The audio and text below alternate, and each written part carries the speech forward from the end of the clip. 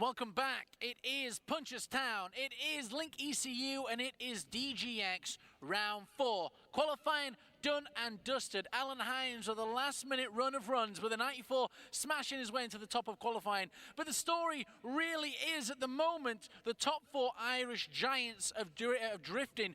Both Shanahan brothers, Jack and Connor. And then the wild card, the Northern Smoke Machine. My best friend, Dwayne McKeeves, is in there as well. But as I've learned in this wild sport of drifting, anything can happen. And when you think something is going to happen, something happens that you didn't see coming at all. You got the Garvey brothers still in there. Lee Scott, Halferty, you got Neil the Glockenspiel done. Oh, Nelly. Not forgetting the Danish pastry, Peter Nielsen, a whole cast of characters, which make 32 drivers all competing for one top prize here today. Who's going to be taking the top position? Who's going to win the championship? It's round 4. It's all to play for. And it's time to hand on over now to kick off proceedings to the man with every last scrap of the power, and Ian, the return Waddington, to do the talking while I find the hot stories. Over to you guys. Well, thank you, Nathan, and thank you, Ian, for joining me on the commentary again. And thank you to everybody who's come out today and shown your support. Huge crowd here in Punchestown today. The sun is out. The guys are ready to go. We have an awesome crowd here. It's been an incredible event so far, and we still have the main show to go. And we've been taking a look at some of those battles, Ian. And you know what? We've got some interesting ones. We've been trying to tip who's going to make it through to the final. Well, we're just looking at it. So hard to predict because there's no easy battles out there. I, for one, looking at the likes of Alan Hines and Jack Shannon, are 2 championship contenders, but there's a lot of other guys there that want to put the spoilers in the works, and we will be watching that unfolding as the day goes on. Our 3 judges in the tower, Dan Moorhead, Kevin O'Connell, and Kieran Hines, back with us this afternoon for the battles. And to talk us through the track, we will go over to the judges and take a look at that track. We've seen qualifying. It's now down to battles. Kevin, talk us through the battle section of the competition and what you want to see from the chase and the lead drivers.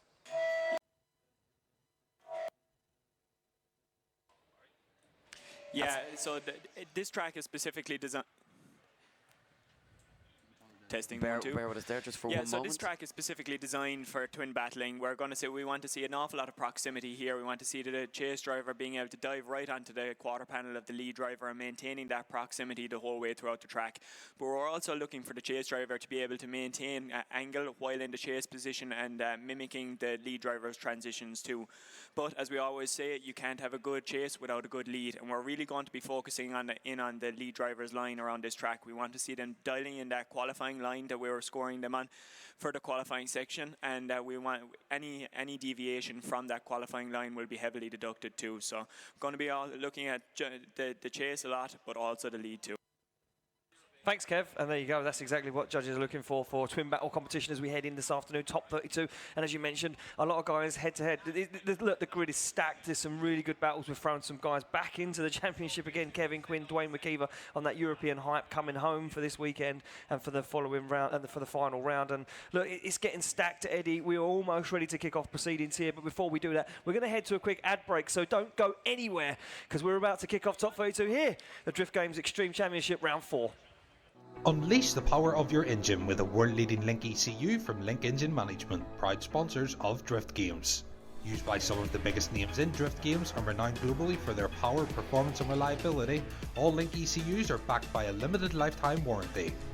Link Engine Management also stock a wide range of sensors, accessories and software to help you get the most out of your Link ECU. To see our full range of products and to find your nearest dealer, visit our website at linkecu.com.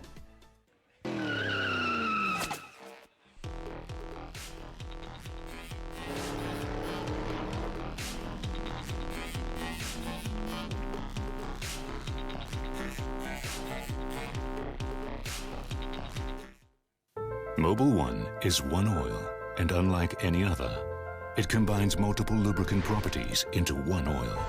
It transforms at the molecular level.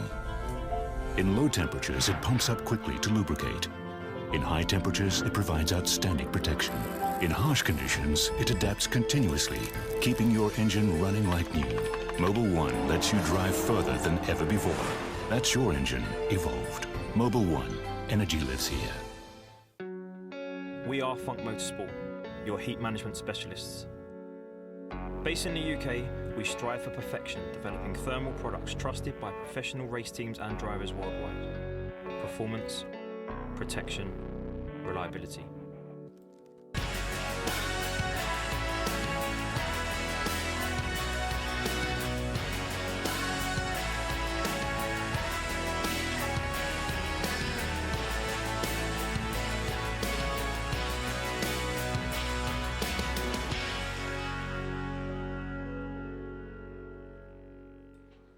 Ladies and gentlemen, welcome back. We are ready to go. It is the top 32, round 4, the penultimate round, moving day here at the Drift Games Extreme Championship, live from Punchestown Racecourse in Naas, County Kildare.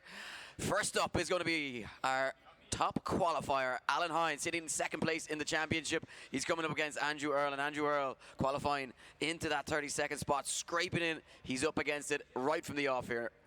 He certainly is, Eddie. Look, for me, Andrew Earl, yeah, he has got a task on his hands, but that's only going to play out when he comes into the lead position. Because for me right now, Andrew Earl needs to take that advantage of the perfect lead line, and that's what qualifying does. Qualifying gives us the best lead drivers, and are off the line. It will be Hines to lead out Earl for a spot in the top 16. Earl needs to take full advantage of this. He knows he can trust Alan Hines right now, but he doesn't take the advantage. He starts to fall away, a little bit of lost ground now as Hines fires that Pro Drift Academy S14 to the wall now. And once again, no gain in proximity as Andrew Earl starts to rein him in though now. He starts to find his pace as he can trust Alan Hines. Alan Hines though says no chance. Squeezes the accelerator and drives away through the centre of the circuit. One transition left for these guys before they head towards the final wall run. And Alan Hines absolutely flying right now. But Andrew Earl, nothing in it, Eddie. Couldn't bring it to the fight. No, certainly not. Well, when you look over that run, you have to say Alan Hines doing exactly what he did in qualifying and just laying down that inch-perfect lead run. But unfortunately for Andrew Earl, we haven't really seen him take it to the outer line all day today. And, you know, this run was similar once again. Cutting the circuit quite dramatically, gains some proximity here as they come into that inner zone, but then loses it and is slower even on a shorter line through the course than Alan Hines. Alan Hines just puts foot to floor on that S14 and he is gone. See you later. And every time Earl tries to get back into it, Hines just closes the door and then just hits the accelerator, and he is gone in a flash. So a big task on the hands for Andrew Earl here in the second half of this one. Hines, an expert in the chase position. He'll know to give a little bit of space here to the slower lead car, and he'll be predicting. His spotters will told him the line from Andrew Earl hasn't been great today, so just watch for that. The customary bang on the window from Alan Hines showing that he is ready to go. Thumbs up from the marshal. Keen Droney on the line today, giving them the orders. They are go. What can Earl do? Can he find some magic here in the second half of this one? Or will it be Alan Hines to force the issue?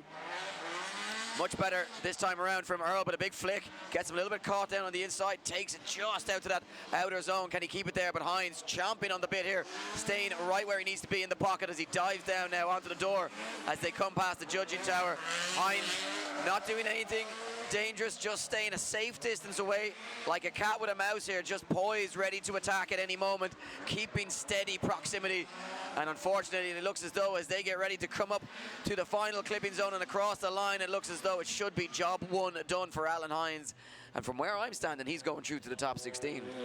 Looks that way, certainly does look that way, Eddie. It was a very, very good chase there from Alan Hines. His lead, of course, impeccable. And unfortunately for Andrew Earl, he just, you know, he got hit with a heavy task right from the offset, and that was to try and face off with number one qualifier. Decision is in from our judges as these guys pull up to our start line, Marshall Kean, and he will deliver the result. And the sun now bears down on the circuit, blinded by the sun, called in by Mikey Leeson. And here we go, slide him left for Earl, right for Hines, Kieran, Kevin and Dan. And there we go, unanimous. Alan Hines gets the win and advances through. Kevin O'Connor, we just throw it to you, but masterclass, really, masterclass. Yeah, Ian, it really all just comes down to proximity and lead line there. Alan absolutely nailing the lead line throughout, and unfortunately Andrew struggling with that. And then Alan was able to maintain proximity throughout his run, something that Andy wasn't able to do. So yeah, it all really comes down to those 2 points. So there you have it from the judges. A pretty obvious one, Alan Hines moving on, and Andrew Earl just unable to put a stop. Next graphic battle coming up, it is going to be Sean Watt taking on Dylan Garvey. These two guys qualifying 16th and 17th mid-pack, and two guys on very similar lines, very similar strategies coming into it this weekend, and they both be looking at each other as an opportunity. You know, I got to be on my game here. Can't sleep on each other, but certainly an opportunity to progress on to the top 16. Sean Watt hasn't seen a whole lot of top 16 action this year. He's gone out in the top 32 quite a number of times this year. Be looking to turn that fortune around. Dylan Garvey, though, he'd be looking to turn his fortune as well and move himself up the order in the championship with a good performance here, and he is glued to the back of that E36 M3. Oh, big error. Yeah, big error as he backs out, straightens significantly, has to avoid contact. Yeah, he miscalculated the transition there, Eddie, and got himself caught up, and he thought he was going to make contact with the side of Sean Watt's car there. He bowed out of it, gets himself back into the fight now, though, as Garvey starts to apply the pressure to Sean Watt. But Sean Watt will be looking out the window. He's a cool, calm, collected customer. He knows what he's doing, and he would have seen that mistake from Garvey in the chase position, and he would have said, well, look, put one clean run in here and, you know, give Garvey a clean chase in the second half. Well, one thing I will say is that if the second half of that run was anything to go by, I mean, Garvey gave it a really good go. He has that error in the chase position quite early on as we catch the replay here. Yeah, just gets caught down, that straightens up, as you say. And but look, from here, he gets back on it. I know he's cut the course to try and get on the door, but watch the way he stays there, expertly tucked inside on the rear wheel of that BMW of Sean Watt, and he's able to stay there, keep that proximity, and just try and find some sort of you know, it even makes contact. Look at that. It makes contact with the front wheel of Sean Watt's car on that transition. That just goes to show you the aggression that Dylan Garvey's bringing. You said it, Eddie. He's hungry and he wants to move himself up the order, and he's bringing the fight. You know, he needs to be clinical in this lead position now. Make sure that Sean Watt either hasn't got proximity or makes an error trying to gain proximity. How many times did we see it yesterday where we thought the run was all but Don't even talk about it. Don't even want to relive you know that. what, for Garvey, he can't give up. That's the point. He has to believe that, you know, there could be something there. Sean Watt is going to know that there's a mistake, but he's also going to know that for the remainder of the run, he was, you know, being chewed down by Garvey. So he's got to go close here and avoid making any mistakes. He's quite straight through that first corner. Yeah, and a big straight again as they go to transition now. As this one opened up completely, as Sean Watt now tries to find something to give the judges a little bit of thinking to do as he goes onto the door of the Mega Spec 180 SX. Garvey now puts the foot to the floor as he takes it out to the wall. Could Garvey be going through to the top 16? In a turn of fortune here in the second half of this one. This one is wide open. Lots of mistakes here from both these drivers over the runs, but some excellent driving. Watt just falling off and not able to match the pace of Garvey as they cross the line. Punchestown, show your appreciation, Ian. Look at the crowds that are here. And why would they not be here, Eddie? The biggest car show that we've got to offer, with the best drifting and all the best trade stands. Wicked weekend out for these guys. I'm glad I came over. I'm glad I come over for the quick spin. You know what? I'm glad I said, you know what? I'm answering the call. I'm going to come down. I'm going to answer the call. Yeah, I'm going to come down. We can take a quick look at replay. Let's look at the understeer from Sean Watt. Very, very bad. And then again, straightens massively. That is quite a prolonged amount of straightening. Significant straightening. I don't know if that's going to be a big advantage to Garvey, or that could be one more time just to see him get a clean battle. Either way. Yeah, could we see the judges decide that it's, you know, there's too much on either side to separate them? I don't know. I don't know if Garvey's mistake is as significant as Sean Watt's, and he is glued to Watt afterwards. Watt makes those mistakes, and he's still not able to find that proximity throughout the rest of the run. You know what? I'm glad I'm not calling it. For me, score is in. About to find out. Garvey, slide them left, slide them right for Sean Watt. Kieran, Kevin, and Dan, who's getting the call? Kieran says Dylan Garvey. Kevin follows suit. Dan makes it unanimous. Dylan Garvey's going through to the top 16. Judges, a tale of two halves, but errors on both sides. Garvey getting the call, though. Yeah, Sean in the first run there, he had a really good lead run. Dylan unfortunately made a mistake just after transition, had a big straighten, but he has very, very good proximity from there on. But bearing in mind the big mistake he made, Sean came away with a fairly sizable advantage after the first run.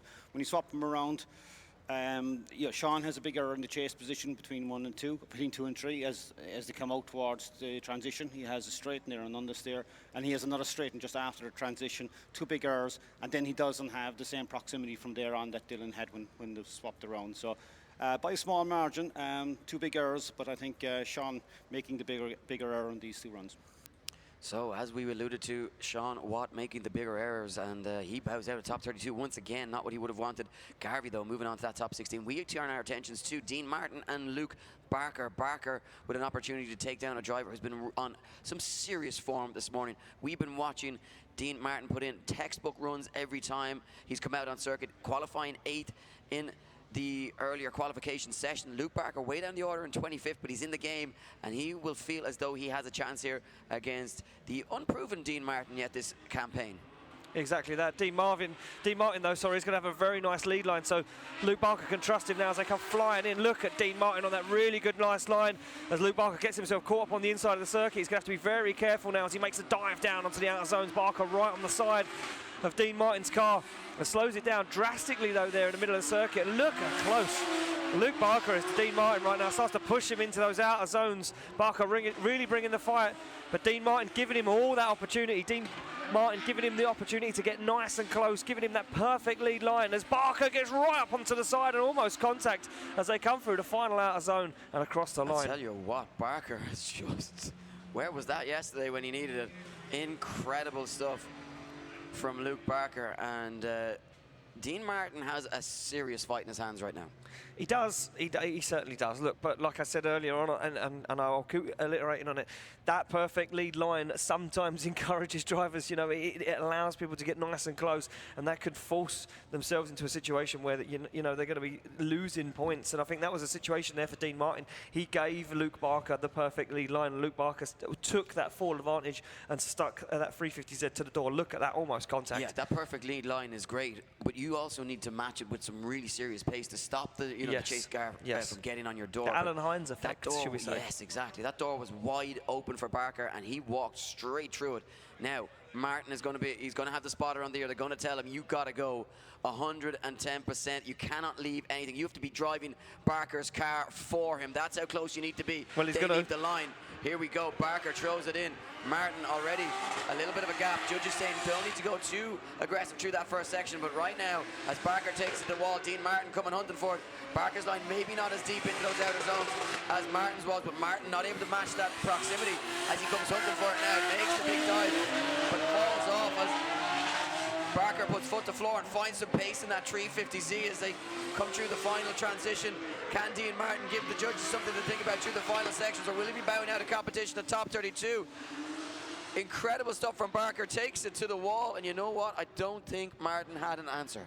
No, I think it was just outdriven. I think that just purely come down to pace. You know, I was watching that, sitting back as a fan and watching that, and Barker, yeah, he didn't have the perfect lead line, and he did what he did in qualifying. But for me, Dean Martin sacrificed quite a lot of the track. He shortcutted the circuit to try and gain that proximity, and he still didn't gain that proximity. And that will be the big question mark. That will be what the judges would have said. Look, you know, you can't shortcut the circuit and not have proximity, and I think that's going to be the end of it right there for Dean Martin. But we need to make it official from our judges. Left for Barker, right for Martin. Who's taking it through to the top 16? One vote from Kieran, and one vote for Kevin. It's unanimous. Luke Barker gets the win, and Dean Martin bows out of competition. Barker through, and judges just a game of proximity right there. Yeah, it really all does come down to proximity there. Barker was able to stick it to the door of Martin pretty much all the way throughout, and unfortunately Dean wasn't able to match the pace of Barker on his chase run, and so that's really what it all comes down to. So we move along. Barker moves into the top 16. We turn our attentions to the start line where a very interesting battle is about to unfold. 9th place qualifier Mark McBurney ready to take on the OG, the veteran Paul Conlon, who has been outstanding so far this championship campaign. He's right there in the mix for the championship hunt, sitting in 24th position though after qualifying. He's up against McBurney, who had it all to do in the second half of qualifying and pulled out a stomper of a run. Can he reproduce that now in the lead position as we get ready to send them for the first time in the top 32? Marshall's orders, we are ready to go. McBurney to lead in. Conlon. Oh, look at this. McBurney stalled off the line. Massively stalled off the line there, did McBurney. Conlon had to hold that car. That car doesn't sound good. No, sounds doesn't very much sound as though good. It's not running right whatsoever. Conlon hits the wall though and really has quite a big straight. Oh, and McBurney pulls off the circuit. Shoots off the circuit, and McBurney pulls off the circuit. And you know what? Very evident issues with that car. You can hear it. Well, look, earlier on this morning when I was walking around the paddock, a lot of these guys were under the bonnet of that PS13 trying to get an issue sorted with it. And as soon as he come off the line, Mark McBurney, you could see that car, it was hurt straight away. It just wanted to shut down, and Paul Conlon gets the run of the rest of the circuit, and he will take an advantage. Not sure, though, if Mark McBurney can carry on. Yeah, that's the question now on everybody's lips. Will he signal to the marshals that he intends to take a 5-minute rule? Will he go back to the start line and say, you know what, I'm going to give it a go? Well, it looks like he's going to it looks like he's going to go head back to the start line and try it again, Eddie, and see. Oh wow, he's literally running on 5 cylinders, so that car hurt. And right now, Paul Conlon looks like he's been given a bit of a gift, Eddie, into the top 16. Yeah, and you know what? I think he'll take it, not the way he'd want it, but I think you take every inch that you're given. Of course. And you know, it's a cutthroat sport. You don't want to be going home early. Give yourself every opportunity. He's going to face. That's a deflated Mark McBurney sitting in that car. Yeah, I think he knows himself. You know, I mean, you can see how hard Conlon's been pushing because he had that impact with the wall, and the lights suffering. Those lights don't come cheap. No, but it's in there. It's in there. It's in one piece. Held in by the electrical cables, and yeah, a quick marshal just having a quick word with both the drivers, just making sure that they're happy with everything, ready to go, get the thumbs up, and it looks as though McBurney going to risk the car, running on 5 cylinders, so way down on power here is McBurney as he tries to find something here. I think he knows himself, it's a wounded dog, and yeah, very much straight through the circuit here as he just can't get that car on angle the way he'd like, but now tries to find something, but again, just has to shut it off to avoid making contact with Conlon. Not the way McBurney would have wanted this battle. It looks as though, barring a major unforced error here, that it will be Conlon taking it through to the top 16. And his run of good form continuing here over the last 2 events. And McBurney just finding something in the tank just through the latter stages, but I think too little too late, unfortunately, for him. So there we go, as those guys make their way back off the circuit, we need to make that one official. And yeah, what an unfortunate weekend there for Mark McBurney, as Paul Conlon looks strong. Yeah, the drivers rather stop in front of the marshal just to get that official decision from the judges. The graphic appears on the screen. Left for Conlon, right for McBurney. No prizes for guessing which way this is going to go. Kevin, Kieran and Dan make it unanimous. Paul Conlon moves on to the top 16 where he will face Luke Barker. We move it along. No real need to go back to the judges on that one. Pretty clear cut. A lot of mistakes and the car shutting off from McBurney. And we turn our attentions to the line now. We talk about how important it is for to score well in qualifying, and that speaks volumes right now for Alan Loughlin, a man who we spoke about being on form well. Guess what? Qualifying down the order in 29th position. And who do you come up against? Only the 3-time champion and the reigning champion, Dwayne McKeever. Qualifying up the order, 4th position, poised and ready to lay it down in front of this Punchestown audience. He certainly is, but let me tell you a little secret. I watched these guys in practice earlier on today, and Alan O'Loughlin was in the lead position and McKeever was chasing him, and McKeever didn't have the pace to keep up with O'Loughlin. So that could be the tail of the tape of this battle right now. But McKeever's now in the lead, and O'Loughlin to give chase. Has O'Loughlin got more pace in that car than McKeever? Well, we're about to find out, Eddie. Well, I think the one thing about these champions as well is they always have a little bit extra in their pocket, a little bit extra in reserve, ready for when it matters. And we're going to find out if O'Loughlin has the pace to keep with McKeever here, because McKeever is notoriously fast. He's built a reputation on how quick he is through the circuit. And right now, O'Loughlin with no answer, shortcutting the circuit to try and find the door of that Drift Games 180SX of Dwayne McKeever. And washing wide there, missing some chains up. And just a scrappy affair as O'Loughlin tries everything he can within his ability to just gain some ground here. But McKeever so fast through the circuit as we would expect, foot to floor. And we talked about those percentages and those extra little bits that these top level drivers have, and McKeever showcasing it there. An expert run from him and not giving O'Loughlin a sniff. No, he didn't. He didn't even let him in the fight. But look at this. All of the separation was made up on the initiation, on the run-up to initiation. It was when McKeever drove away from O'Loughlin. So O'Loughlin really not in the fight, even from the initiation. And such a shame. As much as O'Loughlin tried to gain that proximity back, he just couldn't get anywhere near the side of Dwayne McKeever's S13. And that was the tail of that whole story. Now we swap them around. O'Loughlin to lead and McKeever to give chase. Yeah, and it'll be interesting to see when they are switched around if that gap that you spoke about when you watched them in practice is evident, and if O'Loughlin can pull a gap. Could he do what McKeever did to him and force McKeever to start shortcutting the circuit? He'll need to be right on it from the get-go. Once the marshal gives the orders, he needs to be, McKeever looking, see how eager he is to get going. Doesn't want to give an inch to O'Loughlin here as they make their way down side by side as they throw it aggressively into that first corner.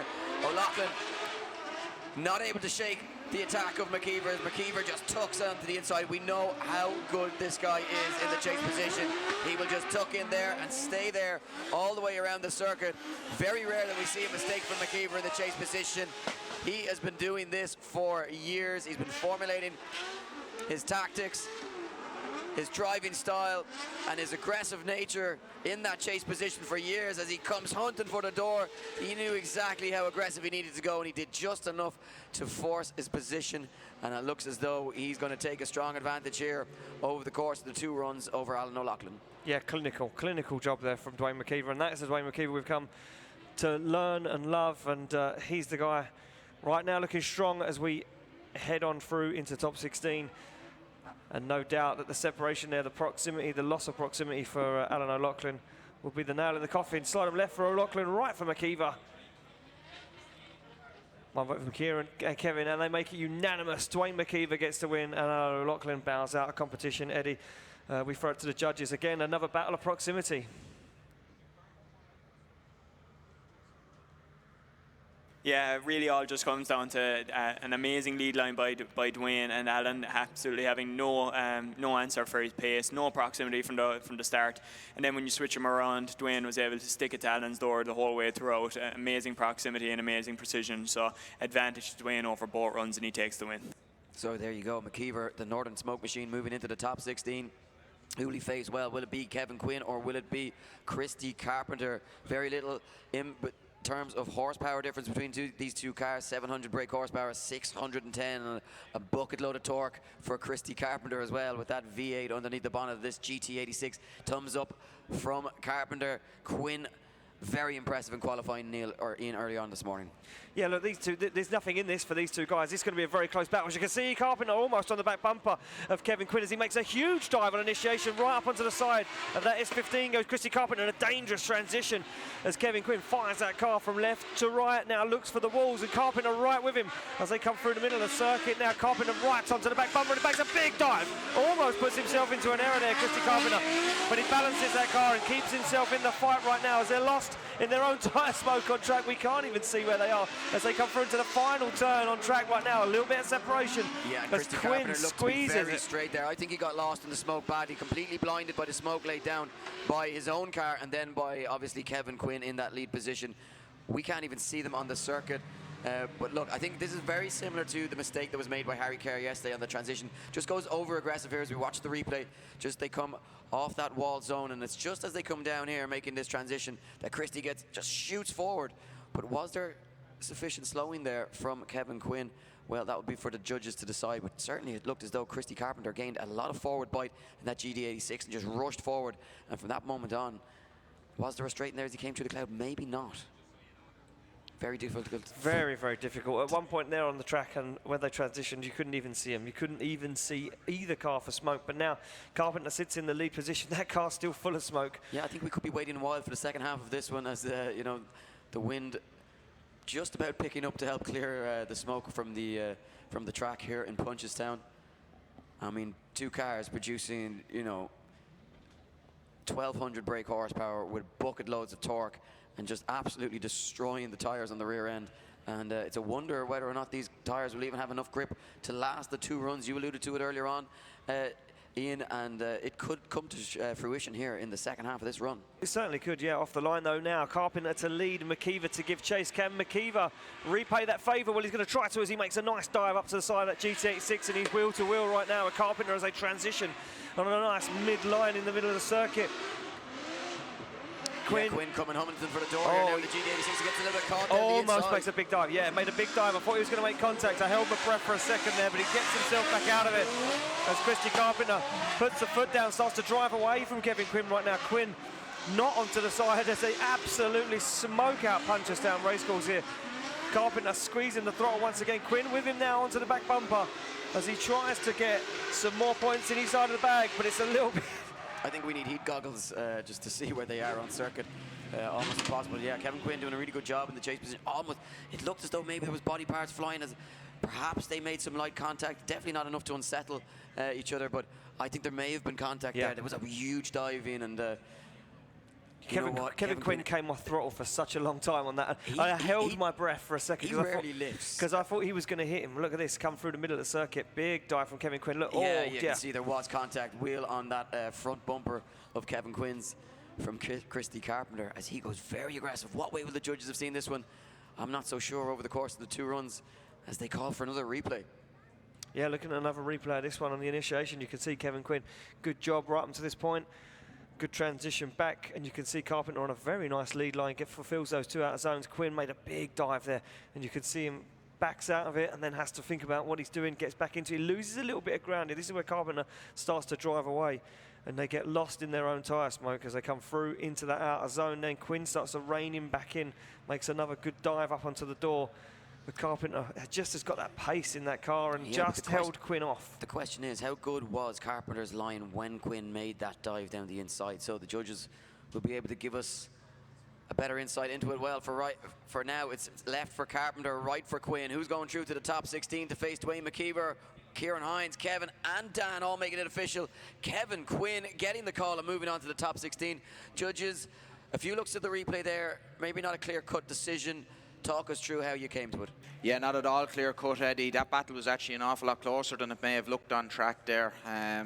A lot of mistakes by both drivers in both chase and lead position, but at the end of it, it just comes back down to that little bit of extra proximity by Kevin in his chase run there, but a very, very narrow margin did Kevin get that win.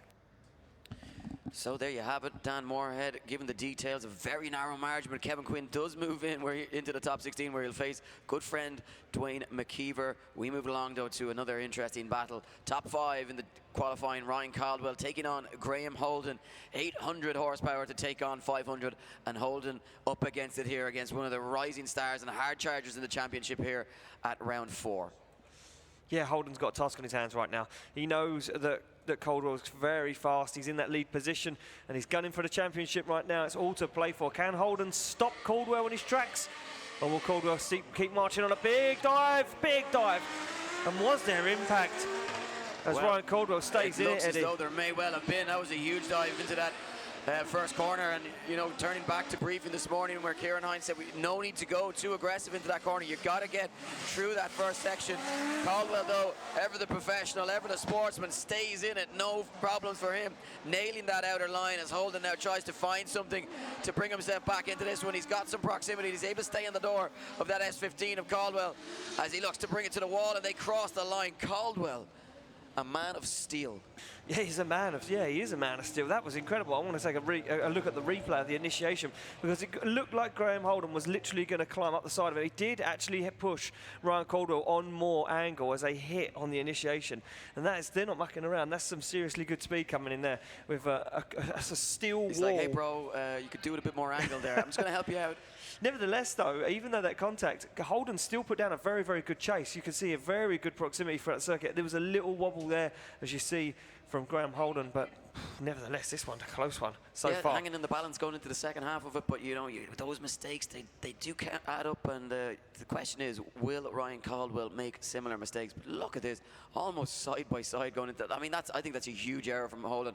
Overly aggressive, he gets right up on the door. I think he knows he's got to go hard though against Caldwell. He can't hold anything back, so you can't blame him for making the move and trying it. If it works out, it's going to be spectacular, and he's going to carry a huge advantage into the second half of the run. So I think credit where credit due.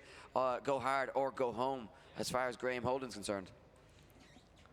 Certainly so. So they're back on the line, ready to go. Judges were just looking at another replay, another angle of the initiation, just to see if they could see anything untoward from Ryan Caldwell.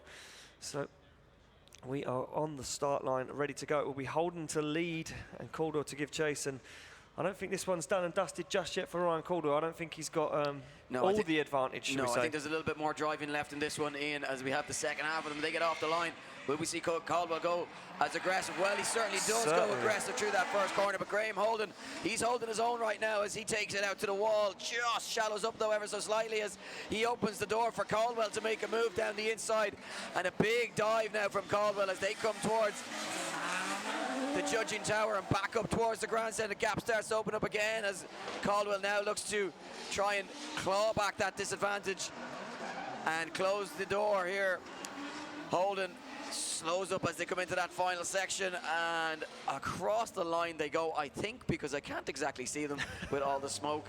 Whose idea was it to have 700 brake horsepower cars go out on track at the same time in a circuit that overlaps on itself? Crazy. I think we're going to have to revisit that in the future, but you know, what a run by both drivers. And I think Graham Holden can hold his head up high there, gave it absolutely everything, leaving nothing out there. But we needed a decision from our judges, and we need a winner. We need someone going through to that top 16. Who's going to be Caldwell or Holden? Judge is calling for a replay on it. I was wondering if there was contact there. I think it was. I don't know if the favour was repaid there from Ryan Caldwell. If he hit the side of Graham Holden, I'm not sure, but definitely a big dive up onto the door from Ryan Caldwell. Yeah, well, just trying to look for I did spot another mistake of Holden in the middle of the circuit. I'm just trying to see.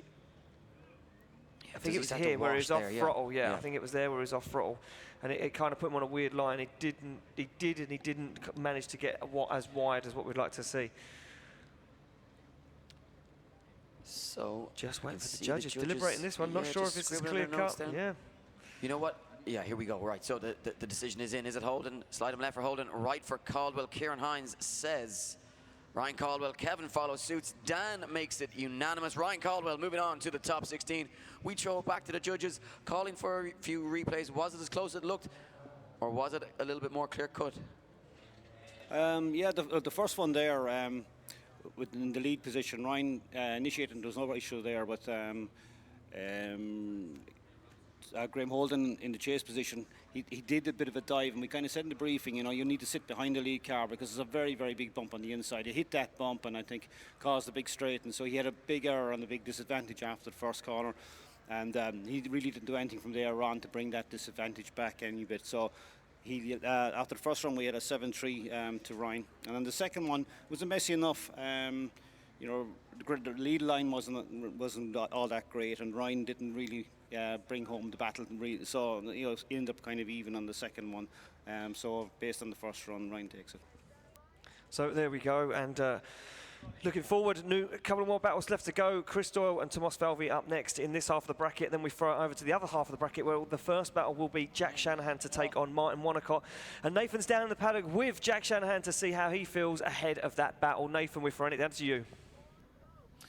Thank you, fellas. Yes, I am here with the Shanahan clan and fam. Guys, thanks for having me down here. We're up under the tent here, which was used in celebration at round 3. We're here waiting. Jack is about to go out and do battle. I'm going to just, if you don't mind, have a little chat over here, so I'm just going to, thanks very much. Mama Shanahan, it's been a pleasure getting to know you this whole year, and what I have certainly learned about you, from round 2 especially, when you put holes in my arm from gripping onto me so tight, is how much you love watching these guys go out and perform, but also how tough you find it. He's going up next. How are you feeling about his season so far and about the battle that's ahead? It's been obviously a great year with the boys, and we've really, really enjoyed it, but I just get seriously nervous. It's not about winning or losing, it's just you're nervous because just in case something happens, but you know, they do try their best, and that's all we can ask of them, really, you know. So. Now, tough questions now, Mama Shanahan. We saw them in the final at the last round. They can't meet in the final this round, but they could definitely come up against one another. If they do, who are you picking and why? Who's the best driver in the family? No, the both of them are brilliant. But if you had to pick one? No, I never would. But if you had to? I would never pick between them. Of course you wouldn't. We never would ask you to, except for if you really had to, who would you pick? No, I'm not. No decision there. She did the right thing there. Yeah. the right thing. Well, look, we'll head it back over to you guys. Thanks for not trying to kill me like you did in that clip where you nearly ran into him with your car. I appreciate there being no trouble here. We're heading on back to you guys. We're going to watch the battle here, and let's see what happens with the Shanahans. So John Shannon keeping very close eyes on proceedings down there, and Valerie keeping her cards close to the chest, not picking between her two boys, but no surprises there. We moved back to the start line. Chris Doyle and Tomas Falvey sitting, waiting to do war, and I think this one's going to be a very, very interesting tale. Two guys that have looked very comfortable out on circuit and looking like they're enjoying their driving this weekend. Falvey has looked super comfortable, and we've talked about Chris Doyle, that car undergoing significant work over the past week to get it ready. It just hasn't performed exactly how he's wanted. It hasn't been perfect every time he's come out on circuit this year, but he's been making it work and showing us what he's capable of. Can he find something special here against Falvey, or will it be Falvey going through to the top 16? Here we go. Into that first corner goes Chris Doyle, but he's dropping wheels very wide through that first section as Falvey just holds back a little bit, waiting to form his attack. Now Doyle not getting as deep into those outer zones as he'd like, as Falvey tucks down the inside. Here he comes now on the charge, trying to find some proximity on the door of that 180SX, but he's losing ground, just unable to keep close to Chris Doyle in that 180SX, leading out in front, and he's starting to pick up a lot of pace here now through the final sections, hugging that white line as he brings it towards the finish line, and the final clip across the line they go. Guys, give it up for Chris Doyle and Tomas Falvey. Well, let's take a quick look at the replay on this. For me, big mistake from Falvey was there on an initiation. He kind of gave Chris Doyle some room, and then you look at this. Chris Doyle see the opportunity and took it, absolutely drove away. Falvey not really in it, and you can see an error there from Falvey again as he started to shallow up the angle, trying to gain that proximity. Gets back into it here in that decel zone, but that is when Chris Doyle puts the hammer down, drives away, and then that proximity, Eddie, not in it at all. And from anything we have taken away from the first half of this bracket is that proximity is the killer for this. If you're not in the fight, you're out of it, and you're out of the top 16. You're out of the top 32. Proximity is key, and you know what? When they set up this track, it's all about proximity. It's all about proximity in mind. They want to see close, hard-fought battles. So if you're falling back, falling behind throughout the whole circuit, you're going to be penalised heavily. Now, Chris Doyle has the opportunity to turn the screw here and force the mistakes from Falvey and add insult to injury. This one's certainly wide open going into the second half of it, but as you say, those mistakes creeping in from Falvey. Not to forget though, those couple of wheels off the circuit from Chris Doyle through the first sections, but no problems from either driver this time around, as Chris Doyle is right there with Tomas Falvey, as Falvey takes it to the wall, but Doyle shallows up now as he dives down the inside and makes a couple of errors of his own, as Falvey dials on the angle, but Chris Doyle has that proximity, even with the errors, has that proximity that Falvey wasn't able to muster up, as Falvey now tries to find something. Can he turn the screw here and just force the issue through the final sections? He can't shake Chris Doyle, as Doyle is all over him as they cross the finish line. Guys, round of applause for Tomas Falvey and Chris Doyle. Very good stuff there for Chris Doyle. I think that was Chris. You know what, for me, Eddie, I'm going to put it all out there. I'm going to say that's Chris Doyle's battle in the bag. He just had the proximity on the chase. Falvey gave him a very good lead, and you can see here, you know, a little separation, but not as big as what that separation was when he was in the lead. You can see slowing down that car, and Chris Doyle doing a very nice job there. Even though he is sacrificing angle to gain that proximity, he is, you know, within a few meters of the car. It's eligible, you know. Yeah, and on the reverse of the run, Falvey wasn't able to do the same, even by sacrificing angle and line. He wasn't able to find that proximity, and I think that could be the difference maker. I don't think there's going to be a whole lot in this one. I don't think it's you know, the best run of the circuit that we're going to see from the course of the competition. So judges discussing this one, and you know, having a good conversation about it. Or just overhearing Kevin O'Connell voicing his opinion on it. Always voicing his opinion. Yes, Kevin I can't hear one way or another which driver he's leaning towards. Well, it looks like decision is dropping in. Who is going to take it through? Slide him left for Tomas Falvey, slide him right for Chris Doyle. Oh, so it's a one more time for Kieran, sorry. Oh, Kevin, it's unanimous. It's going to be a one more time. Judges, too much in it, too many mistakes to split them.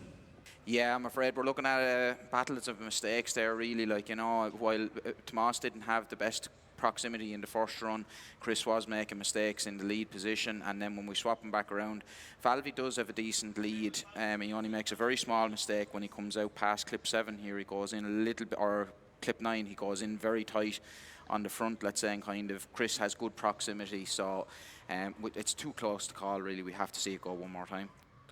Yeah, no surprise to see that one going one more time. You know, calamity of errors really from both drivers, and I think I called it almost. I called it a crystal oil battle. That one. That was.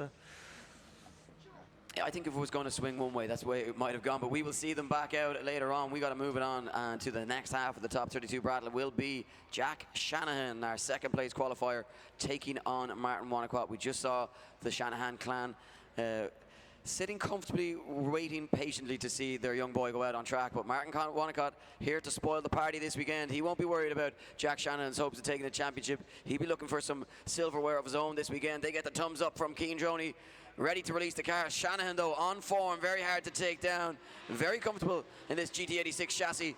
And he's proving himself very difficult to beat in Ireland or on his travels all across Europe this year. And Wonnacott just not able to get that real proximity, but staying there with Shanahan. Can he now formulate an attack and get himself into this one and just apply the pressure enough to Shanahan?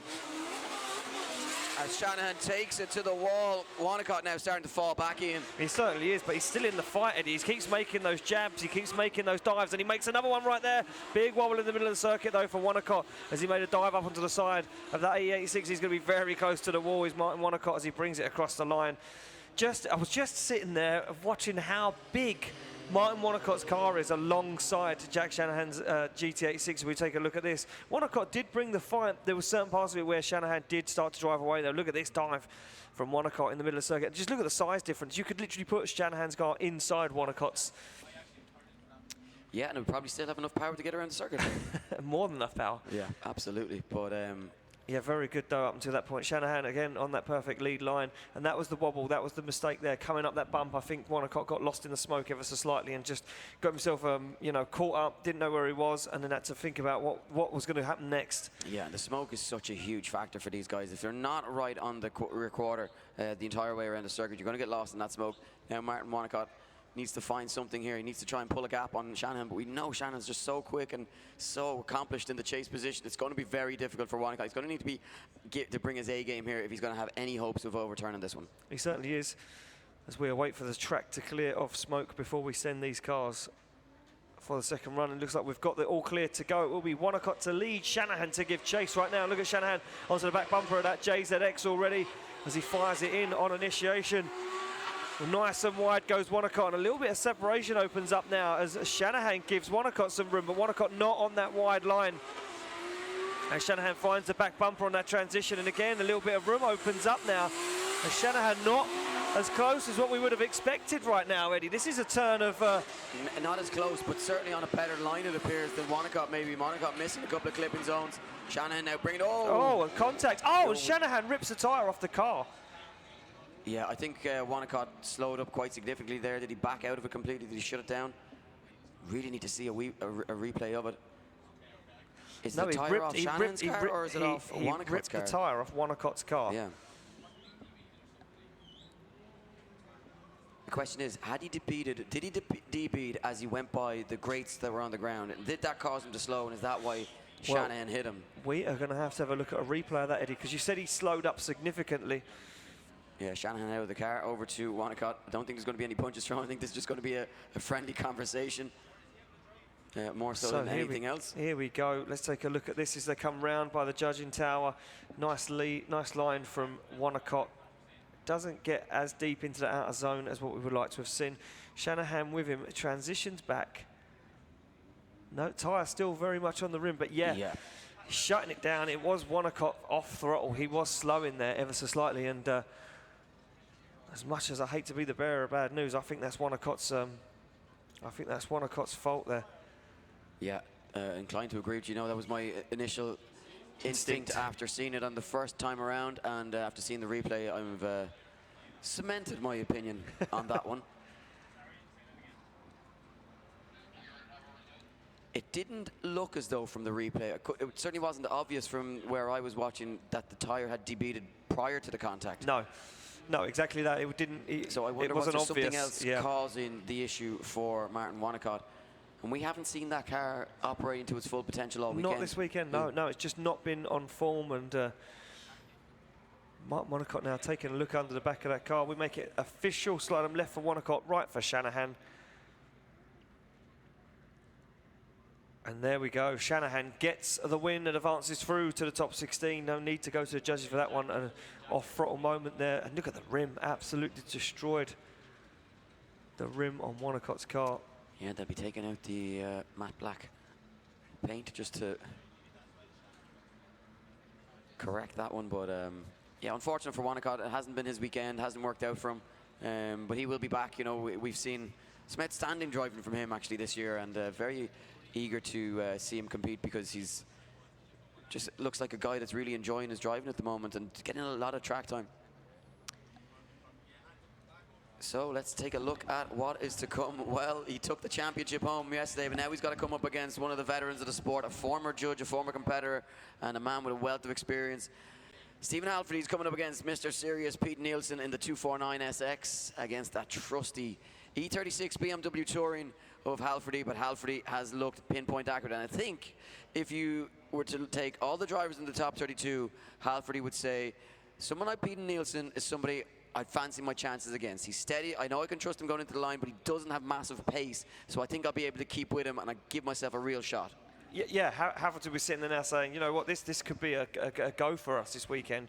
You know, unless Pete Nielsen pulls something really out of the bag and wows the judges, I'm not sure. I've got money in Halfordy's side of the battle at the moment. Yeah, you got to remember, look, Peten's the more experienced driver here. He's got the he's the higher qualifier, so you know we'd expect him still to be the favourite. But if you're going to say, who do I fancy my chances against? Well, you want to go up against somebody that's got a good line that you can follow very easily. You want to go up against somebody that you can trust, and you want to go up against a car that you're not going to be clouded out by, blinded by smoke. You're not going to be left for dead down the straight. So I think Halfordy's in with a chance here, and he'll be feeling quietly confident that he can take the win here as they get ready to come down the circuit. Halfordy tucks in behind the 249 SX side by side as they go deep into that outer zone. True clip 1 and 2.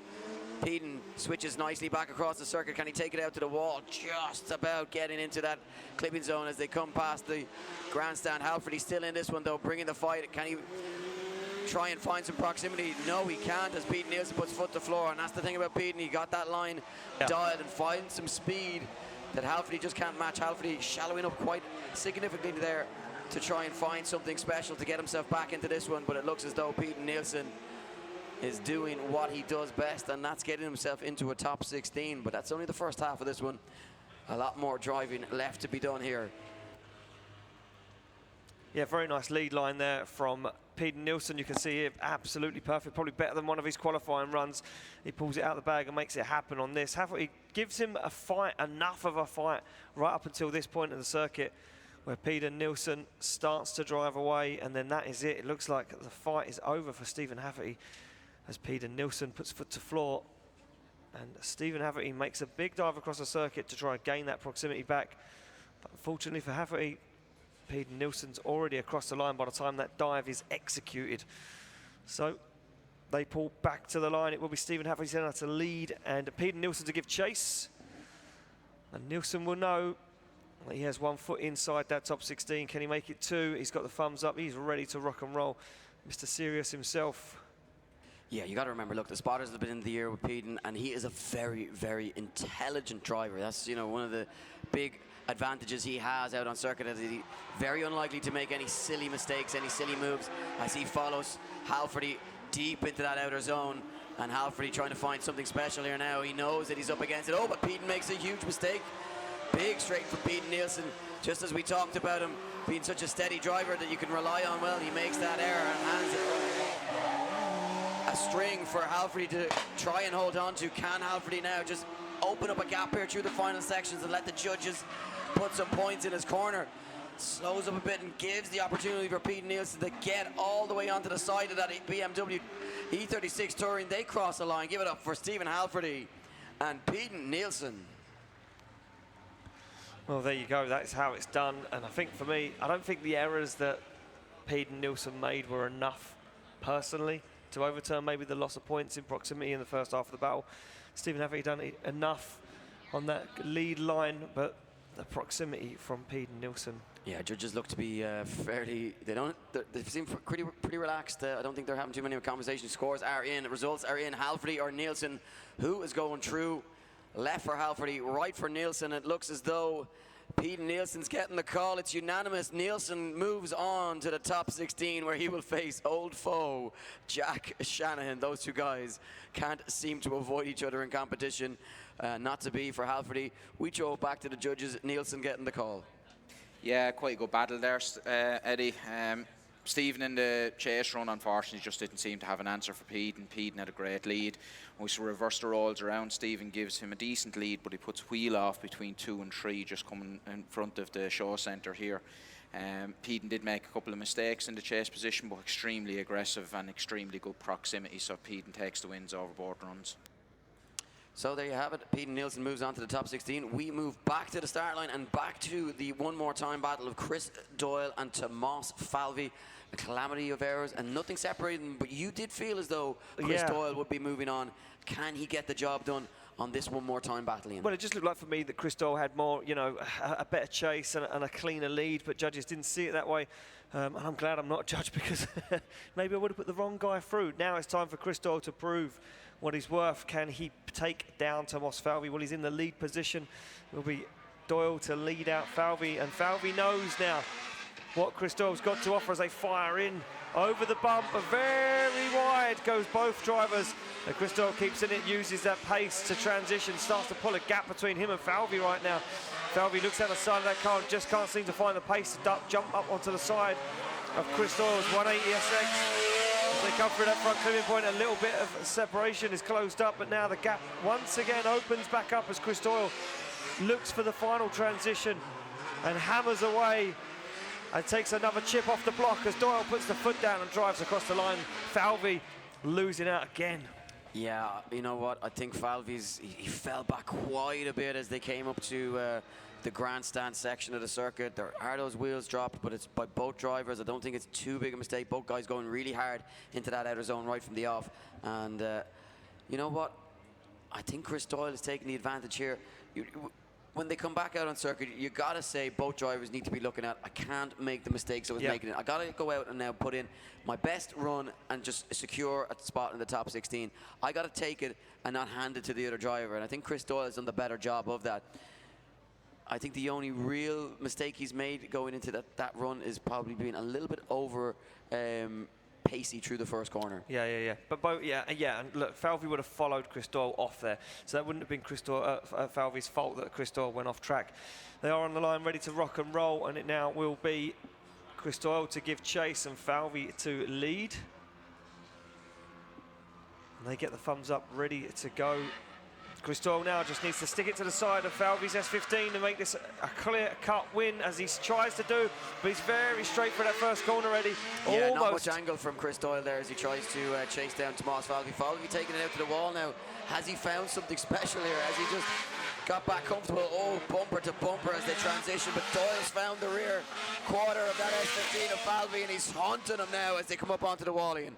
He certainly is. Shallows up a little bit there just to give Falvey some room to manoeuvre. Now going to make a brave dive through the smoke as Tomas Falvey looks for the finish line, and Chris Doyle looks for the side of that S15 as they come across the line. Falvey and Doyle doing a very good job there.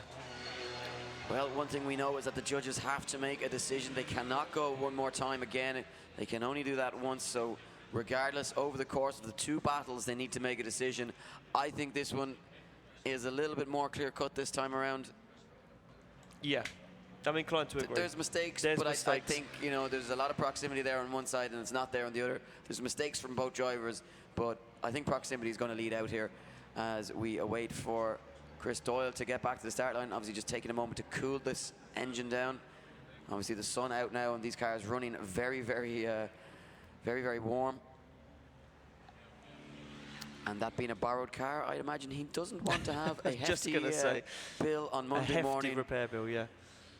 Yeah, he's not going to want that. Yeah, sorry, Dave, but that engine that you spent thousands of euro getting right for me all week and getting mapped and so on and so forth is now dead because I didn't decide to cool it down and I wasn't watching the gauges. So who's going through? Is it going to be Falvey? Is it going to be Chris Doyle? Left for Falvey, right for Doyle. Kieran, Kevin and Dan. It is unanimous. Chris Doyle gets the win. Judges, you called it one more time. The second battle goes to Doyle. Mistakes from both drivers, but was it the proximity that ruled out? Yeah, exactly, Eddie. Yeah, it just simply comes down to proximity. I think you'd have seen there that Tomas just didn't have the same proximity on Chris than Chris had on him. So it comes down to simply that. No real errors otherwise. Good runs from both. So there you have it, Chris Doyle moving on to the top 16. We move it on to the other side of the bracket, returning back to where Chris Burnett now sits and waits Neil Dunn. I expect this one to be an entertaining, hard-fought battle. Two drivers who are explosive, two drivers who like to go hard, and two drivers who are no fear of putting some marks on the bumpers of these 180SXs. Chris Burnett with 600 brake horsepower just has this slight advantage over Neil Dunn with 500 brake horsepower. Not enough, I feel, to make a difference out on this circuit. Not on this circuit, no. This circuit has been proving this weekend that underpowered cars can still hang with the big boys. And these guys on the line ready to go, and it will be Burnett to lead out Dunn. And Dunn's going to be pushing hard, he certainly is, as you can see him onto the back bumper. An early initiation from Neil Dunn as he initiates before Chris Burnett. Chris Burnett now comes through the middle of the circuit, shallow transition, gets nice and deep into outside zone. And look at Neil Dunn, absolutely flying right now, as he once again finds the side of Chris Burnett's 180SX. They come through the front clipping point, and Neil Dunn absolutely all over the back bumper of Chris Burnett's car. Again, another big dive from Neil Dunn. He's making jabs left, right, and centre like a boxer in the ring right now, as Chris Burnett squeezes the throttle, tries to drive away, and Neil Dunn sticks the car to the wall and across the line. Yeah, Neil Dunn throwing angle at it every single opportunity. As we go to the replay here, and you can just see straight from the off. Loses a little bit of ground there early on, but tries to just finds ways to get himself back into it. You got to say, Chris Burnett not doing a bad job in that lead position, giving himself, you know, every opportunity here to gain some points, and leaving that door open for Neil Dunn by putting in that good, solid lead run. Dunn was able to capitalise on it at times, but does fall back at moments throughout the circuit. You see both drivers experiencing quite a big bump there on that great section of the circuit. Well, they're back on the line, Eddie, and it now will be Neil Dunn to lead and Chris Burnett to give chase. Not sure what way the judges would have called that. It was a good fight from Chris. Yeah, good tussle from these two. From Neil Dunn, yeah, a good fight from Neil Dunn. I think it could come down to what's going to happen in the second half of this one. I think it might give us a clearer picture, or maybe it won't. If there's a big mistake, I think a big mistake will clear cut this one. I think if not, it's going to be very, very tight decision for the judges. I don't think there's a whole lot between these two guys in terms of ability, in terms of driving style. I think, you know, they both like to put on a show. They both like to go aggressive and hard, and I think that lends itself to a very interesting but close battle and a close tie over the course of two runs. We know that Burnett's put in that good, solid lead run. We know that Dunn has had a reasonably good chase, I would say. You know, I don't think it was a perfect chase. I think he could have been closer, and Burnett will look at that as an opportunity to try and find that little bit of an advantage in the second half of the battle as they go into the first corner. Very wide, very fast from Chris Burnett, who drops a couple of wheels, maybe getting a little bit overly aggressive. Neil Dunn nice and deep into that outer zone, doing a nice job so far in the lead position, making it easy for Burnett to try and find that following line, and Burnett now jumps down the inside onto the door, but both drivers with small little corrections as they come by the judging tower before getting back into it. Clouds of smoke. How Burnett is finding his way around the circuit is beyond me, but he appears through the clouds, making a brave transition right onto the door of Neil Dunn in the 1-via as they get ready to cross the line and cloud out the grandstand with a shower of smoke. Guys, give it up for Chris Burnett and Neil Dunn. Another excellent performance from these two guys. And no matter what, you know Neil Dunn, when you can see Both of them, arms out the window, thumb up to Chris Burnett. He was enjoying that one. The smile. I'd say if he could radio other drivers, he would. Yeah. And he'd say, "Well done, that was awesome. I had the time of my life." Yeah, he's pumped inside. He's pumped. Yeah. You know what? I think the judges are going to have a problem if they send Chris Burnett through to the top 16 here, because Neil Dunn looks like he's going to be taking heads here. He is happy with his performance. Chris Burnett out of the car to give the thumbs up in the correct. Well, I can't say congratulations. Scores are in though. Is it going to be Dunn or is it going to be Chris Burnett? Looking like it could be Chris Burnett. Kieran, Kevin and Dan all in favour of Chris Burnett Judges, a close one there. Neil Dunn looked happy with it. Burnett looked happy with his performance. What way did you see it? Yeah, pretty close one over the 2 runs, but over both runs again, Chris taking a slight advantage. Fantastic lead by Chris on his lead run. Unfortunately, Neil not being able to match his pace. No proximity and trying to cut the track in a lot of places to make that up. When you switch him around, then Neil had a pretty good lead, but Chris was able to maintain proximity the whole way throughout the course. A couple of cuts here and there, but overall, it was all down to proximity and the better lead line by Chris. So there you have it, Chris Burnett moving on to the top 16. We move it to the pits and to Pete Nielsen, who is with our host Nathan Black. Nathan, over to you. Stay with me for a few seconds. Yes, thank you very much. Now I'm down here for a bit more of a serious chat. Power Ed, you referred earlier to my next guest as the most serious man in all of drifting, and a very true name, the Danish Dream, Peter Nielsen. It's really nice to catch a couple of minutes with you. A great first battle there. Just the one, please. Yeah, sorry, but I won't take too much of your time. So you've made it through to the top 16, a good battle there. How are you feeling about that battle and heading into further battles? You're currently in the top 10 in the rankings. How are you feeling about everything? I mean... Sorry, sir. It's a mid-collision there. It's a battle while we talk. I'm feeling better than he is, I think, to be honest. Nathan, you know, I feel all right. I mean, I love a nap, to be honest. You know, top 32 really kind of took it out of me. We had a bit of a late night last night, so I think to be fair, a nap would be good before top 16. Well, it's not going to happen, but I can assure you that whatever you need to do, I know you have what it takes to potentially make it in to the top 4 here today. Who knows? Stranger things have happened. We could see you hosting the trophy at the end. Have you got any final words for the fans at home and here in attendance? You know, best keep watching. If anybody on site near Punchestown has a hammock, you know, hammock, a portable one preferably. Yeah. Just send it down. You know, because I'm just like, I mean, I gotta just, yeah, that's the minute up, I'd say. Okay. Well, thanks very much. That's Peter Nielsen there. I don't have anything to say, so back to you guys in the tower for some more battles. There you go, Pete Nielsen scooting about, and he's very serious. He's very serious. Too serious. Almost too serious. Up on the line, Lee Scott now to take on Dennis Murphy. And this one is going to be a good one, Eddie. I can see Lee Scott in the background on his tyres. Murphy on the line, ready to go. 550 horsepower, takes on 750 horsepower. If you're Dennis Murphy, you're going, why Lee in the Scott? top 32? Can you not just give me an easy An battle? easy battle. Well, the answer is there's no easy battles, but you know what? They don't get much more difficult than Lee Scott. And while Lee Scott may not have the experience of Dennis Murphy, his championship position makes him the favourite going into this one, in my opinion. But do not count out Dennis Murphy, because he is well able to take a few scalps as they get the thumbs up from the marshal. Keen Droney ready to drop the hand and give them the orders. They are go side by side down the straight, and mind games here from Dennis Murphy as he goes straight onto the side of the E46 of Lee Scott, and he is hunting for it. He knows he has to give everything, but he gets a little bit caught, loses some ground as Scott takes it deep into that outer zone. But here comes Murphy now. Needs to be brave as they throw it down into that inner section of the circuit. Scott now starts to put those tyres to work, gains some ground here and just puts foot to floor, but Dennis Murphy appears from the shadows out of nowhere, finds some proximity but washes wide. Is he going to take it into the wall here? This could be dangerous for Murphy. Just about avoids contact with the wall, but it looked as though he was on a dangerous line there. You know what? A clinic from Lee Scott once again. Yeah, it was a clinic from Lee Scott. Look at this on the lead position from Scott. Good dive there from Dennis Murphy. Lost a little bit of ground and makes another nice dive here on that front inner zone.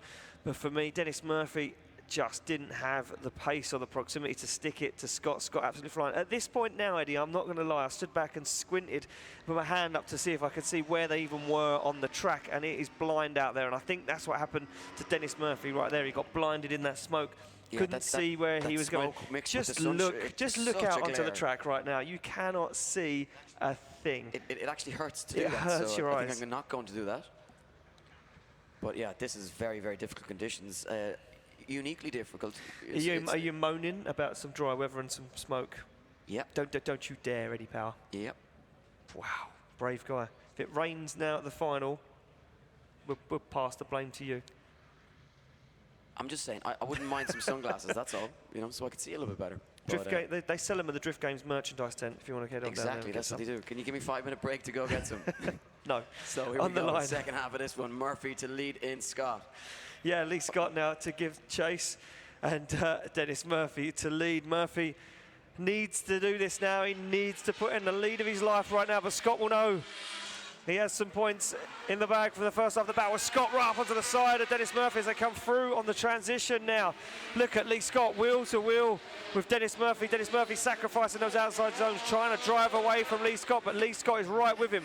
They transition in to that front clipping point, and Lee Scott is all over the side of Dennis Murphy as he starts to push him into that outer zone. Lee Scott not messing around. An absolute masterclass of chase driving now from Lee Scott as they come into the final turn. Scott onto the side of Dennis Murphy, and across the line they go as they smoke out Punchestown. Make some noise. There's literally one man in all of Punchestown that knows what happened on that run, and that's Lee Scott, because he was the only man in a position to see it. He was right on the rear quarter of Dennis Murphy the entire way around, not getting blinded by that smoke, while the rest of us suffer. I think I've swallowed more Westlake tyres this weekend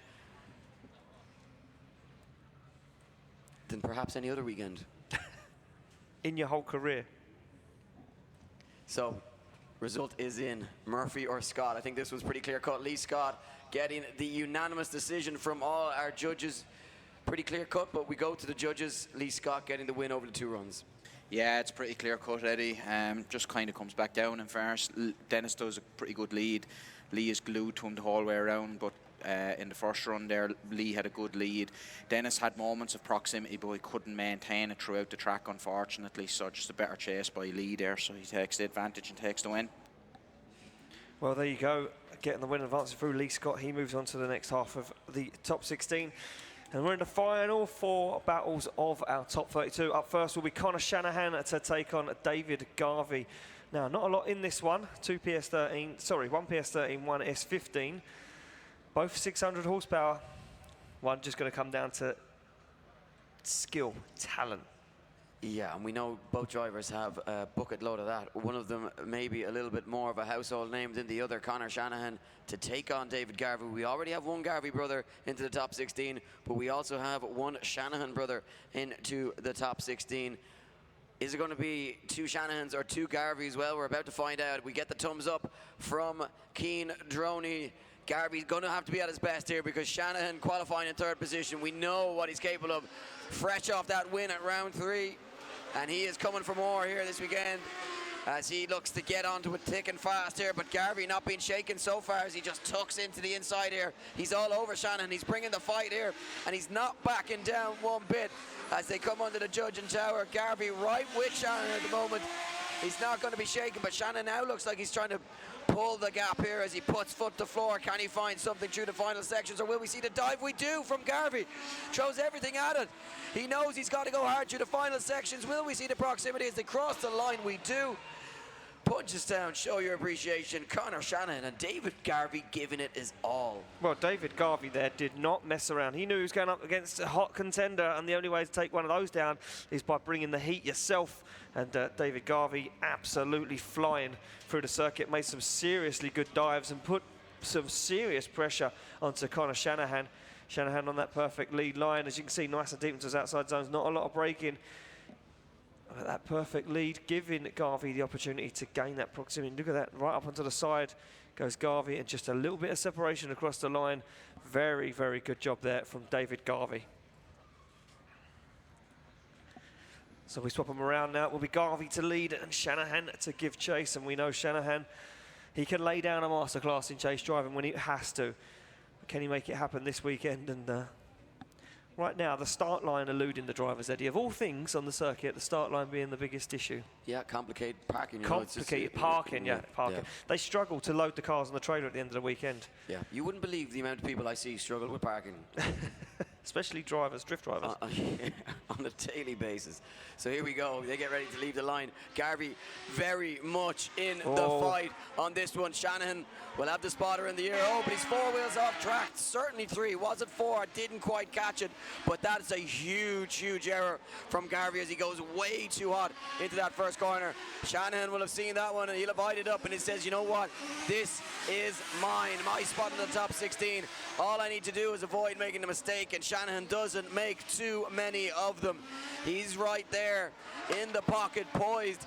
Doesn't need to go too hard through the remainder of this course. That mistake bigger than anything that he's made over the course of the 2 runs. They crossed the line. Signed debt warrant by himself. Garvey, huge error, maybe feeling the pressure in the second half of that one. He certainly was feeling the pressure. Look at this from Shanahan on the run-up. Almost pushes Garvey. Almost pushes him, but he backs out of it. Garvey makes his own mistake and an unforced error. And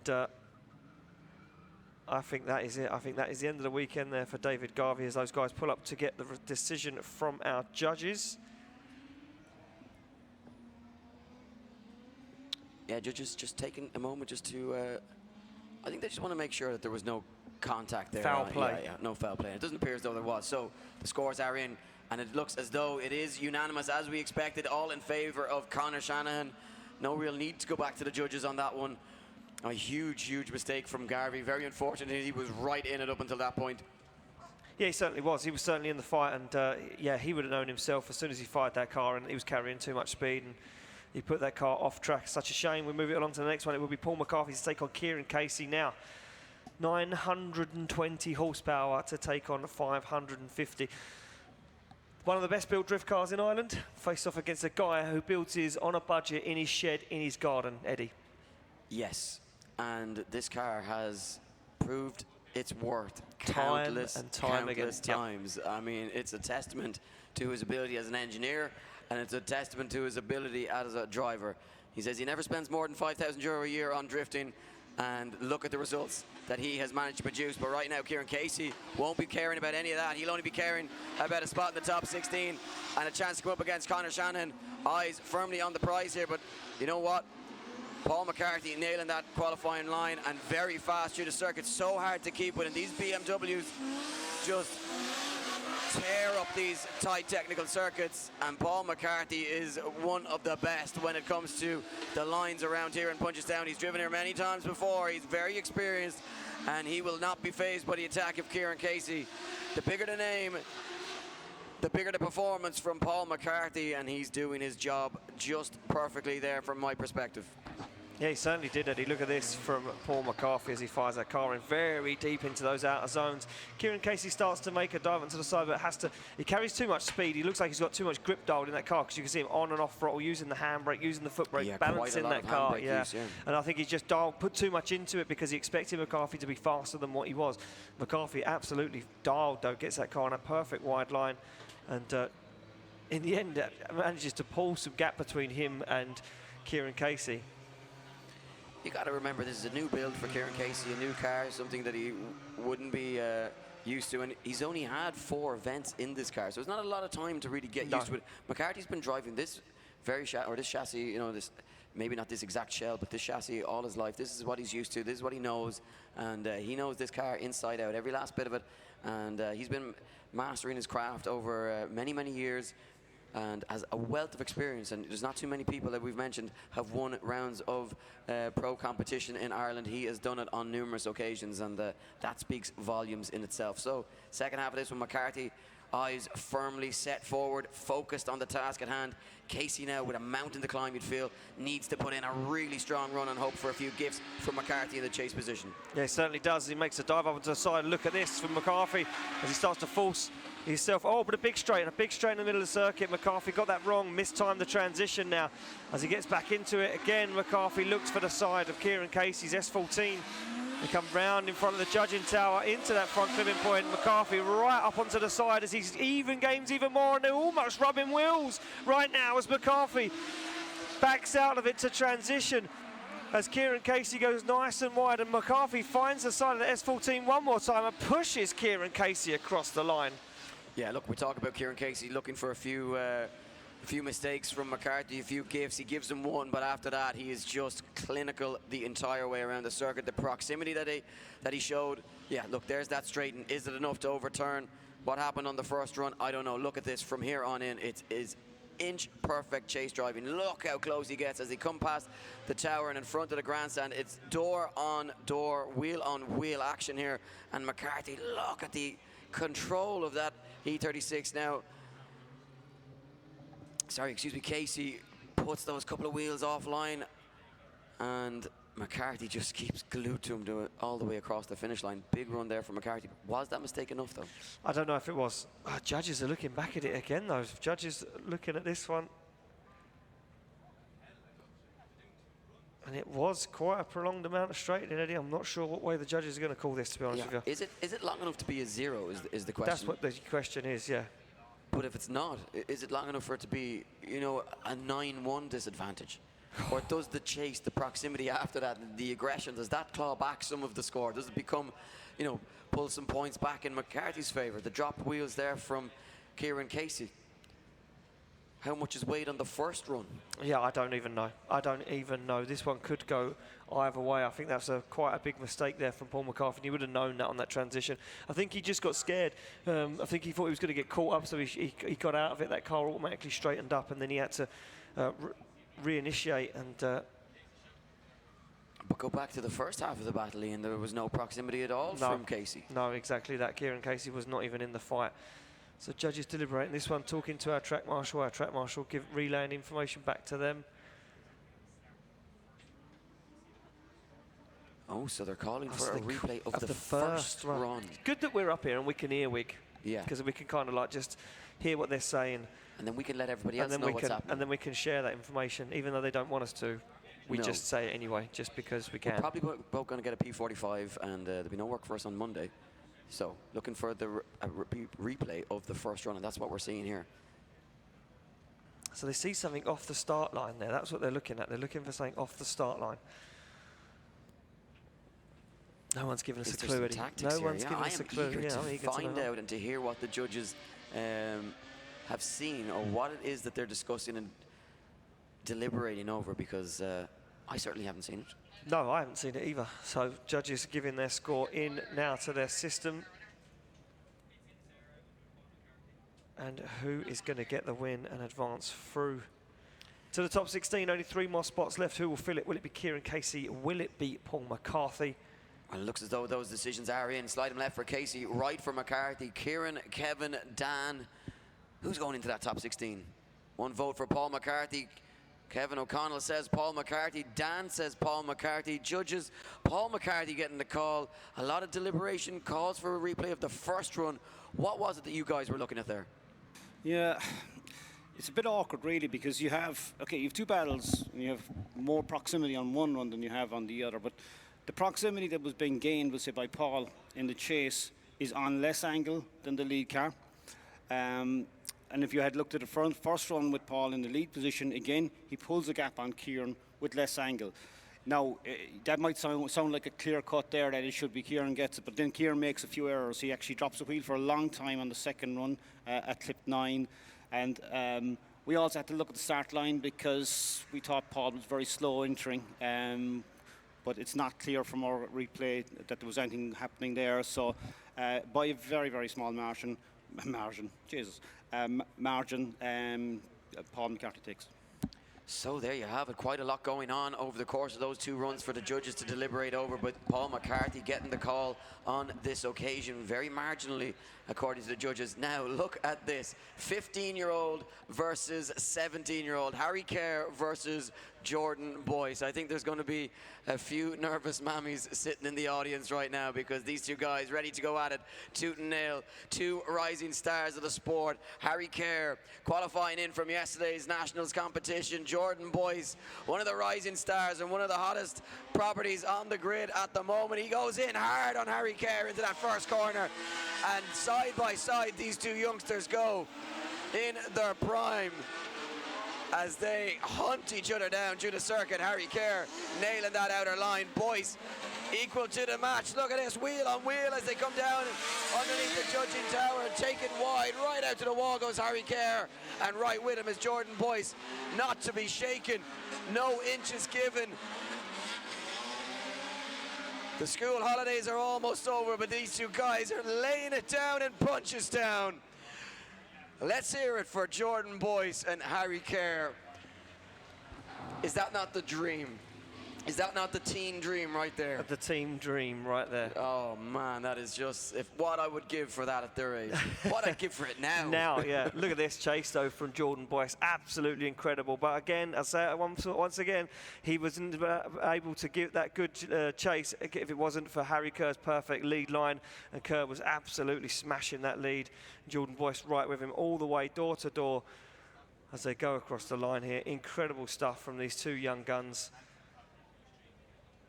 And now we swap them around, and it will be Kerr to chase down Boyce. Yes, and you know what? These are the moments that these guys will look back on in the future, and they'll remember battles like this where they were both in their teens coming up against each other, putting on a show for thousands of people in attendance. Guys, hit them with a wall of sound that they'll hear all the way down at the start line. One of them's going home, but one of them's going to the top 16. Two teenagers ready to do war here in Punchestown. Thumbs up from the marshals. We are Go Smoking Joe to lead in Harry Kerr as they fire it onto the wall into that first corner, nice and deep from Jordan Boyce. Can Harry Kerr find some magic in the chase position? Of course he can, because he's been doing it all weekend. Deep, oh, but he makes the mistake, Ian. Yeah, and he shuts it down. Shuts it down. Problems with the car, perhaps. So unfortunate. Yeah, he shuts it down. It's such a shame. Not sure what happened there. It looked like he was going to be able to carry that proximity through as well.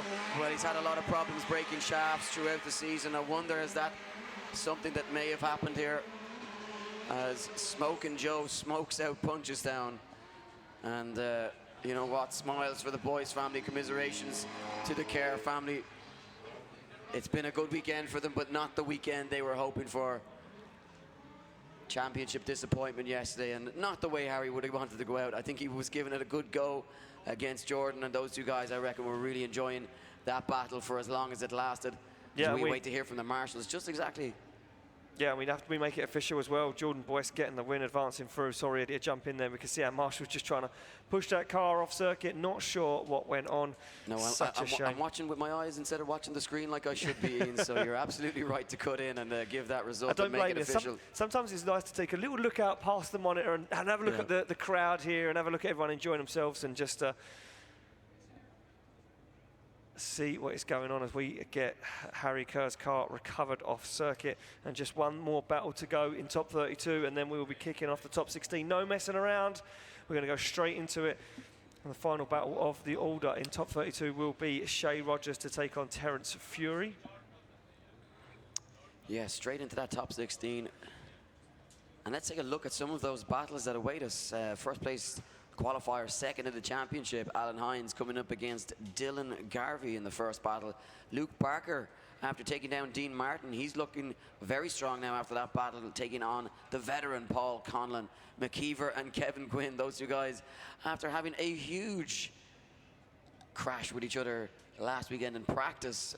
Yep, in Germany, yeah. I haven't seen video footage of it, but it looked as though McKeever's car quite badly damaged. They'll have a chance to go up against each other. Ryan Caldwell taking on Chris Doyle. Jack Shanahan and Pete Nielsen will be up against each other. Chris Burnett and Lee Scott in what will be a very interesting battle. Shanahan Connor versus McCarthy Paul. And it will be Jordan Boyce to take on Rogers Shea or Fury Terence. And those two guys getting ready to leave the line. As we see the graphic on our screen, Shea Rogers, after that big impact, you might remember in his second qualifying run with the wall, looked as though the guys were working hard to get that car back up and running, as Shea Rogers now looks to take down a guy he'll know very well, young Terence Fury. Yeah, Shea Rogers gets that car fixed, gets himself on the line. Fury going to be looking to take it to the door of this one. They're on the line, they get the thumbs up. We are ready to rock and roll for the final battle of our top 32 right now. Shea Rogers leads in Terence Fury in separation already. Fury fires that car in as Shea Rogers balances that car on the edge of the circuit, almost drops the wheels but keeps himself in it as Fury now finds the side of that Toyota Supra once again, and Fury looking strong right now. Fury looking like a contender as he once again dives up on the other side of Shea Rogers. Starts to push him wide out into in front of the grandstand into the outer zone. Rogers keeps his cool though, good transition now, set him up perfectly for that wide line. And Terence Fury though right with him as Terence Fury sticks it to the door of Shea Rogers and across the line. Yeah, I think really strong run from both drivers, but what I picked up from that run was Fury was able to carry better angle throughout the circuit in the chase position than Rogers was, while maintaining that proximity. And we spoke about this young man's ability. Well, that in itself speaks volumes for his capabilities. Rogers, I think, with a little bit of work to do, even though what appeared to be a very strong lead run. Yeah, very, very good lead there from Rogers, but Terence Fury's just brought the proximity, and he knew he had to bring the fight. And now he sits in a vulnerable position as Terence Fury leads and Shea Rogers to give chase. Rogers now needs to replicate that good chase and stick it to the door.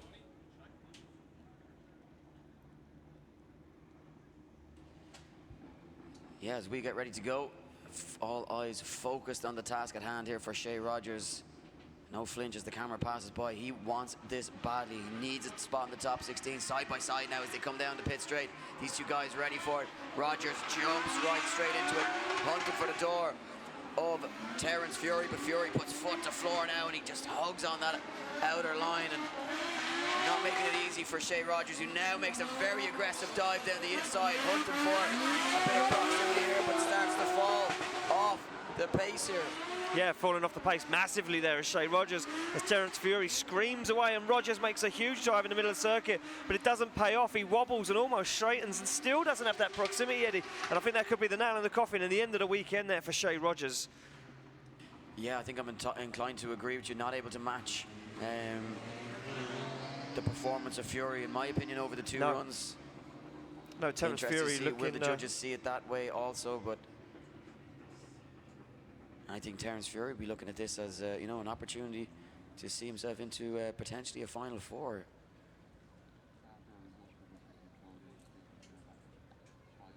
So the result is in. Who is it going to be? Is it going to be Fury? Is it going to be Rogers, Kieran, Kevin, and Dan?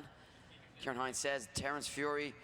Kevin and Dan follow suit. It is going to be Terence Fury moving into the top 16. Give them both a round of applause. Unfortunately for Shea Rogers, the weekend ends there. Quickly back to the judges. Fury just doing enough over the two runs, and maybe just outdriving Rogers ever so slightly. Yeah, Terence, in fairness, had very, very good proximity on Shane there in the first run. Shea put down a decent lead line. Terence was glued to him the whole way around the track, and then when we reverse the roles, Terence gives a good lead, but unfortunately Shea was struggling to try and keep pace with him, and there was no real proximity throughout the run, so Terence takes it over both runs. Well, there you go, Terence Fury getting the win and advancing through to the top 16, and that is it, Eddie, our top 32 done and dusted. We have our top 16 drivers, and we are almost ready to go to kick off the action. We're going to take a quick 5-minute break to reset the system, give our judges 5 minutes to recalibrate their brains. I'm going to recalibrate my brain. So, ladies and gentlemen, don't go anywhere.